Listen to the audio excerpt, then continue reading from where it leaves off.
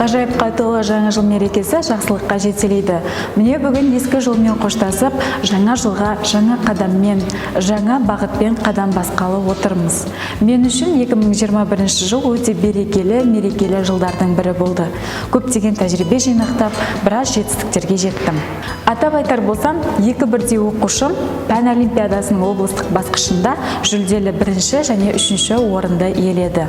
Сонымен қатар өзімде тікелей президентіміздің қатысуымен болып өткен Ташкент қаласындағы Өзбекстан жастары және студенттері форумының да белсенді қатысушысы болу бақыты бұйырды. Сонымен қатар көршілес ел Қазақстан Республикасының тәуелсіздігінің 30 жылдығына орай Нұр-Сұлтан қаласындағы отандастары қорының ұйымдастыруымен болып өткен Қазақстан жүрегімде атты халықаралық фотобайқауда тұрмыс салт номинациясы бойынша да жүлделі бірінші орынды алдым.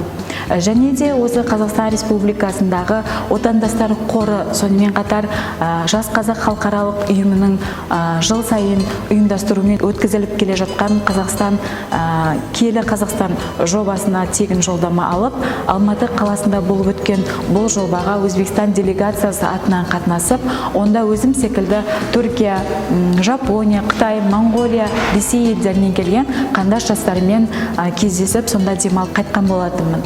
Жалпы 2021 жыл мен үшін өте өнімді жылдардың бірі болды.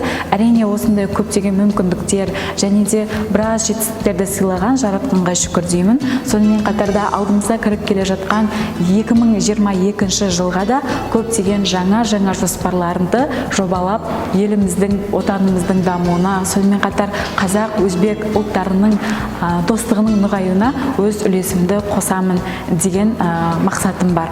Жаңа жыл баршамызға бақытты болашаққа үміт, жаңа мүмкіндіктерге сенім ұялатып, жаңа бастамаларға жарқын келешек сыйласын. Еліміздің беделі биік, абыройы асқақтай берсін. Жаңа барыс жылы құтты болсын.